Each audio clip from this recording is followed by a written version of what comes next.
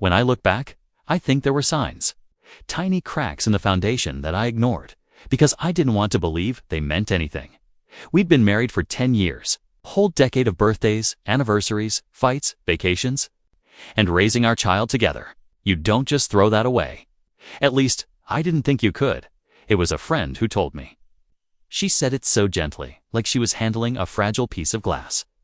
I don't want to upset you, but I saw your husband with someone at the park with a little boy. I laughed at first, genuinely thinking it was a mistake. My husband. The man who always rolled his eyes at romantic comedies and forgot anniversaries.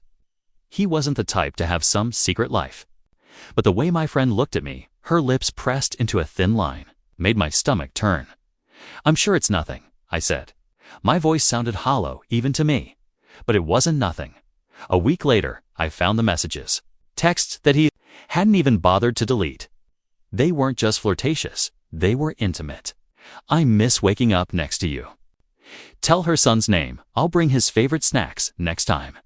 That night, when he came home, I was waiting for him in the kitchen. My hands were shaking so badly I could barely hold my phone. But I needed answers. Who is she? I asked, holding up the messages. He didn't deny it. Didn't try to explain or apologize. Instead, he sighed like I was inconveniencing him. It's not what you think, he said. She needed help. I was just being there for her. Help, I repeated, my voice rising. Help with what? Being a father to her child. The argument that followed was the kind that leaves you drained for days. He admitted to living with her part-time, said he thought our marriage was over anyway, but didn't know how to tell me. And our child. Did you think he deserved to grow up in a broken home? I yelled. He didn't have an answer for that. For weeks, I tried to make sense of it all. I begged him to come back, not because I truly forgave him, but because I couldn't bear the thought of losing the life we'd built. He moved back in eventually, claiming there was no one better than me. But things were never the same. And maybe, deep down, I knew they never would be. I had so many questions about her. Who she was, what she had that I didn't, and why he chose her. My mind was a battlefield of comparisons, insecurities, and anger.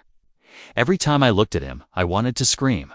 Why wasn't I enough for you? I knew her name, Mama. I found it in the texts, along with snippets of her life that he'd made himself a part of. She was a single mom, struggling apparently.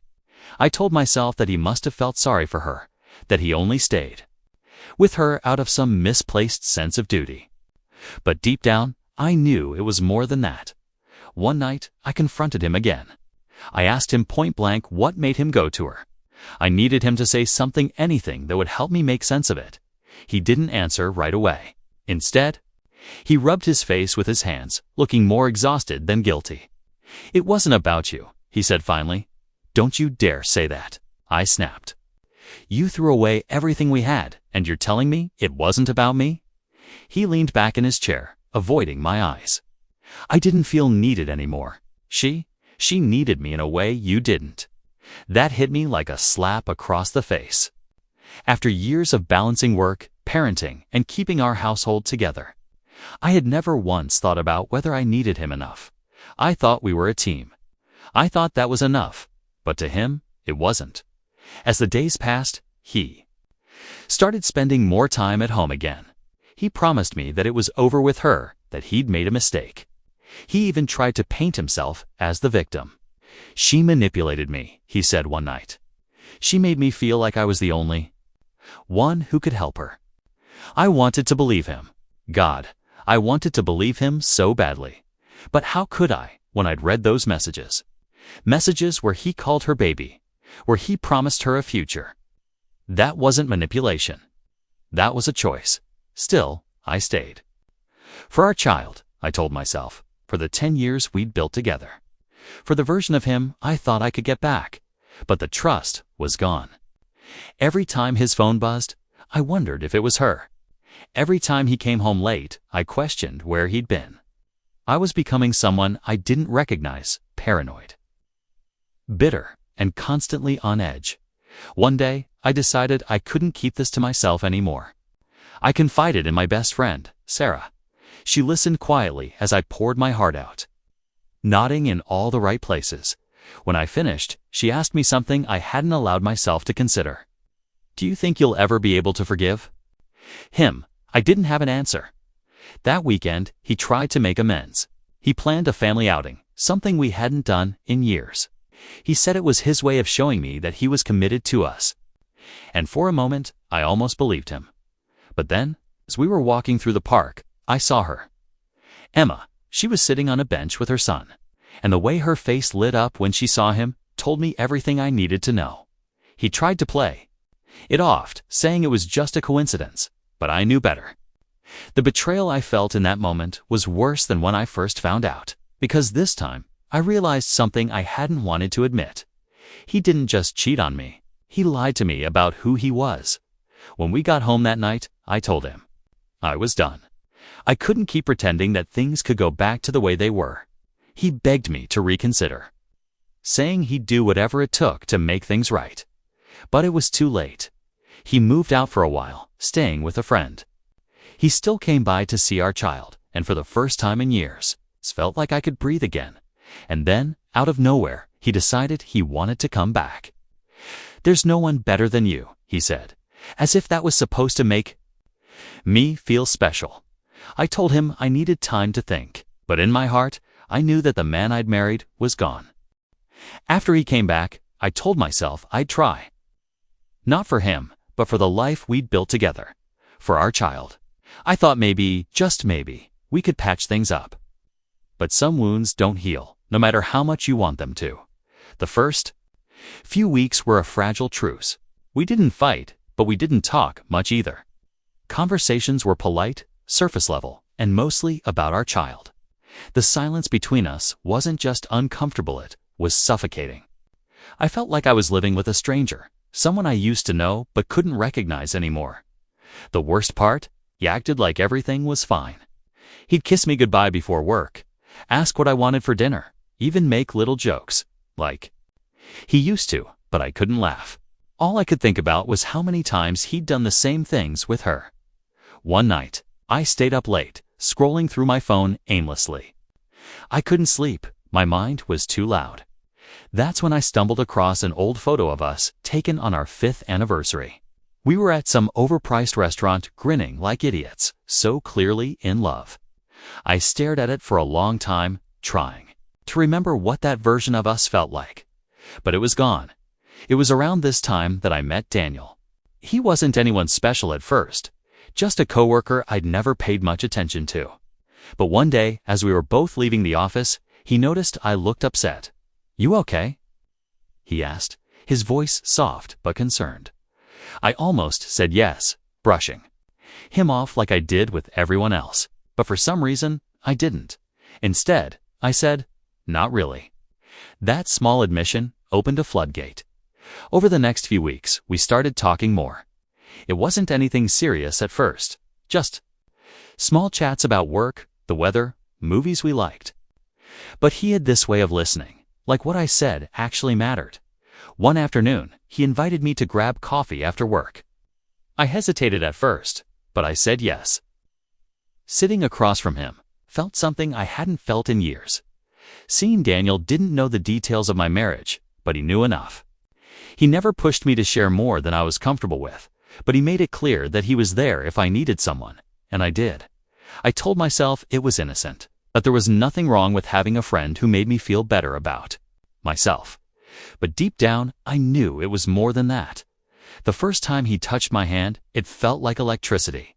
It wasn't even a romantic gesture, he was just handing me my coffee cup. But my heart raced all the same. I should have felt guilty. And I did, at first.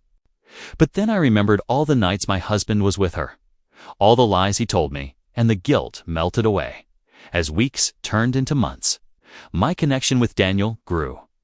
He made me laugh in a way I hadn't in years, made me feel like I was worth something. For the first time since my husband's betrayal, it felt like I could breathe again. But there was a problem. I wasn't ready to fully let go of my marriage. Despite everything, there was still a part of me that clung to the life we'd built, the family we'd created. It wasn't love I knew that much. It was the fear of starting over. The fear of failing. One evening, Daniel asked me something that stopped me in my tracks. "Do you see a future with him?" he said, his eyes searching mine. I didn't answer right away. I couldn't. "Because if you don't," he continued, "then you deserve to find something real. You deserve to be happy." I wanted to believe him. I wanted to throw myself into his arms and leave everything else behind, but I couldn't. Not yet. That night, as I lay in bed next to my husband, I felt a pang of guilt I couldn't shake. Not because I'd done anything wrong, I hadn't, but because I knew, deep down, that I was already halfway out the door. And then, as if the universe was punishing me for even thinking about being happy, my husband found out. I don't know how he found out. Maybe it was the way I smiled at my phone when Daniel texted me, or the nights I stayed out just a little too long, saying I had work. Maybe it was my own guilt, written all over my face. Either way, one evening, he confronted me. "Who is he?" my husband asked, his voice sharp and accusing. My stomach dropped. For a moment, I considered lying, but I was so tired of lies. "He's a friend," I said carefully, but I knew the words wouldn't land the way I wanted them to. "A friend." He laughed bitterly. "Don't insult me. I know what's going on." The irony of the situation wasn't lost on me. Here he was, the man who had shattered my trust, accusing me of betrayal. My first instinct was to lash out, to throw his own mistakes in his face. But I didn't single quotes. Instead, I said, "Why does it matter? You didn't care about me when you were with her." That hit a nerve. His face twisted in anger. "That's different," he snapped. "What I did, don't you dare say it's different." I cut him off, my voice shaking. "You left me. You left our family. And now, because I found someone who makes me feel like I matter, you're suddenly the victim." He didn't respond right away. Instead, he paced the room, running his hands through his hair. "This is why I came back," he muttered. "Because I thought we could fix things, but I guess I was wrong." That stung more than I wanted to admit. I didn't love him anymore, not the way I used to, but hearing him say that still felt like a knife to the heart. "What did you expect?" I said finally. "You broke us. And I've been trying, but I can't keep pretending that everything is fine when it's not." He stopped pacing and looked at me, his expression hard. "So, that's it. You've already replaced me." "Not about replacing you," I said, my voice cracking. "It's about finding something that makes me feel alive again. Something I haven't felt in a long time." For a moment, he just stared at me, his jaw clenched. Then he said the words that would change everything. "I want a divorce." I should have felt relieved. I should have felt free. But all I felt was a deep, aching sadness. Not because I wanted to stay, but because it felt like the final nail in the coffin of the life we'd built together. "Fine," I said quietly, "if that's what you want." But as the days went on, it became clear that this wasn't just about the divorce. It was about control. He started using our child as leverage, making it difficult for me to see them when it was his turn. He'd show up late to pickups, or not at all, leaving me standing in the cold, waiting. And when he did talk to me, it was only to throw barbs my way. "Maybe if you'd put as much effort into our marriage as you do into your little fling, we wouldn't be here," he said one night during a handoff. I wanted to scream at him, to tell him that I had tried, that I had spent years pouring everything I had into our marriage, while he was off playing house with someone else. But I didn't. Because deep down, I knew he wasn't angry at me. He was angry at himself. The irony, of course, was that he had no right to feel betrayed. He'd done far worse, and for much longer. But in his mind, my actions were somehow unforgivable. Daniel tried to be supportive through all of this. He told me I didn't owe my husband anything, that I had every right to move on. But it wasn't that simple. I couldn't just flip a switch and stop caring about the man I'd spent a decade of my life with, even if he'd hurt me in ways I never thought possible. One night, as I sat alone in the apartment, I got a text from my husband. "I hope he's worth it," it read. I stared at the screen for a long time, my emotions swirling anger, sadness, and, oddly enough, guilt. Not because I'd done anything wrong, but because I knew this wasn't just about me or him. It was about the life. We were tearing apart piece by piece. I didn't respond. The divorce was uglier than I imagined it would be. At first, I thought we could be civil, for the sake of our child, if nothing else. But that hope disappeared quickly. It started with the petty things. It contested every small detail, from how we'd split the furniture to the custody schedule. He wanted every weekend with our child, leaving me with weekdays. When I pushed back, he accused me of prioritizing my boyfriend over our family.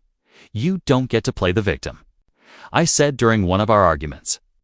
"You're the reason we're here in the first place." But he wouldn't listen. He was hell-bent on punishing me, and I realized it wasn't about custody or logistics. It was about control.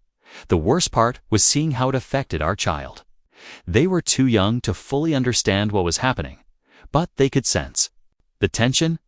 They started asking questions I didn't know how to answer. "Why can't Daddy stay with us? Do you still love Daddy?" I tried to reassure them, to tell them that none of this was their fault. But how do you explain something so complicated to a child who just wants their family back? Daniel was my anchor during those months. He stayed patient, even when I broke down and told him I wasn't sure if I could do this. "You don't have to go through this alone," he said one night, holding my hand. "I'm here for you." But even with his support, the guilt weighed heavily on me. I couldn't help but wonder if I'd made the right choices. Was it selfish to want happiness after everything that had happened? Was I hurting my child by moving on too soon? Then came the mediation sessions.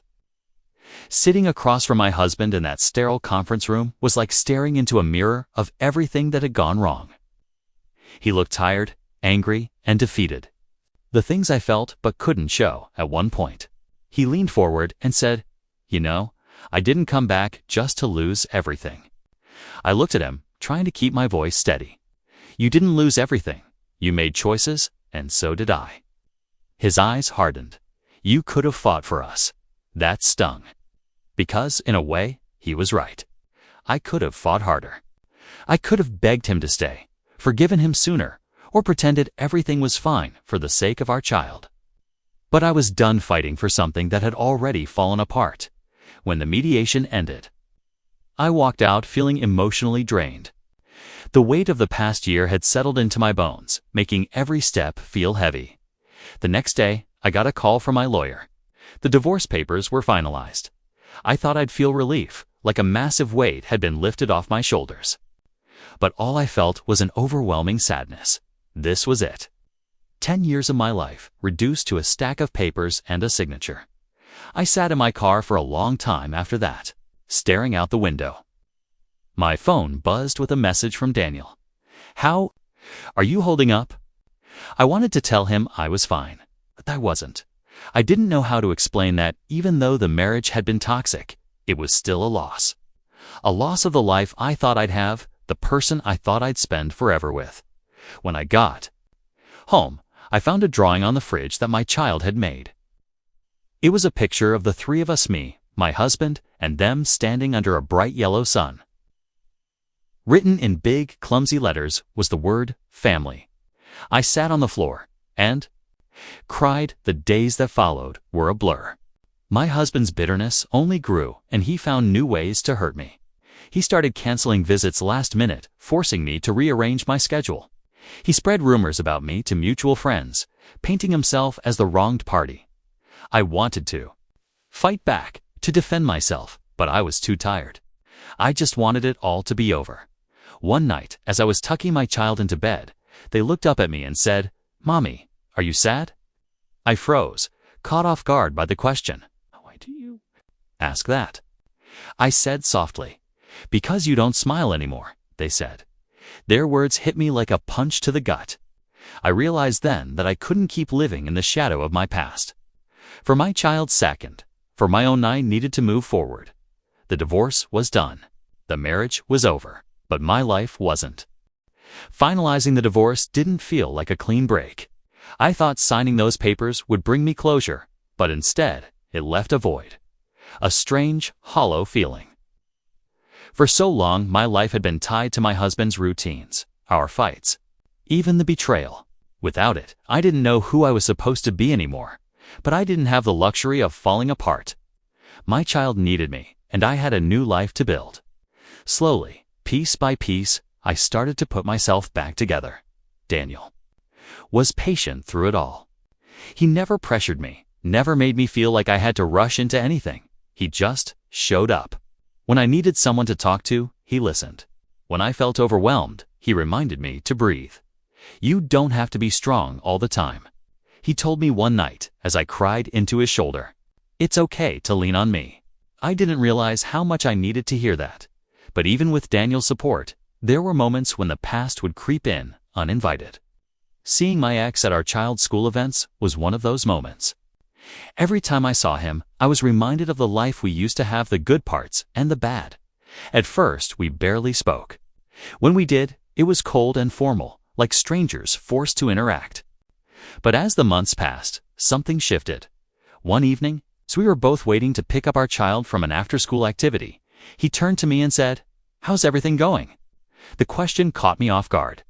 For so long, our conversations had been limited to logistics, drop-off times, schedules, who was buying what. This felt different. "It's going," I said cautiously. He nodded, staring at the floor. "I've been thinking a lot about everything. About us." I didn't know how to respond to that, so I said nothing. "I wasn't fair to you," he continued. "I blamed you for things that weren't your fault, and I'm sorry." Hearing those words felt like ripping open an old wound. I'd waited so long for an apology, and now that it was here, I didn't know what to do with it. "I appreciate that," I said quietly.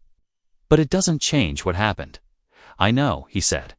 I needed you to know." There was a sadness in his voice that I hadn't heard before, and for the first time in a long time, I felt a flicker of empathy for him. He'd made mistakes, huge ones, but so had I. We'd both hurt each other in ways that couldn't be undone. That night, I thought about forgiveness. Not for him, but for me. Carrying all that anger, all that resentment, was exhausting. Letting it go didn't mean forgetting it, just meant giving myself permission to heal. The next time I saw him, I told him as much. "I forgive you," I said, surprising even myself. He looked at me, his expression a mix of relief and regret. "Thank you," he said softly. After that, things got easier. We weren't friends, and we never would be, but we found a way to coexist for the sake of our child. It wasn't perfect, but it was enough. As for Daniel, he became a constant in my life. What started as a quiet companionship grew into something deeper, something real. He wasn't just a distraction from the pain, he was my chance at happiness. One evening, as we were sitting on the couch, he took my hand and said, "You deserve to be happy, you know? Really happy." "I'm trying," I said. "You're getting there," he replied with a smile, and he was right. It wasn't easy, and there were still days when the weight of the past felt too heavy to carry. But I was learning to let go, bit by bit. The final step in my healing came unexpectedly. I was going through some old boxes, trying to declutter, when I found a photo album from the early years of my marriage. Flipping through the pages, I saw moments of joy that felt like they belonged to someone else. Vacations, birthdays, the day our child was born. For a long time, I'd tried to erase those memories, as if forgetting the good times would make the bad ones hurt less. But sitting there, with that album in my lap, I realized that wasn't the answer. Those memories were a part of me, just like the pain was. Okay, maybe that was okay. In the end, I didn't need my life to be perfect. Okay, just needed it to be mine. That's the end of today's story. Did things turn out the way you thought? Or were there some surprises along the way? Share your thoughts in the comments. I'd love to hear what you think. If you enjoyed this journey, don't forget to hit the like button. And if you haven't joined the community yet, now's the perfect time. Subscribe and turn on notifications so you're always the first to catch new stories. Thanks for watching, and I'll see you in the next adventure.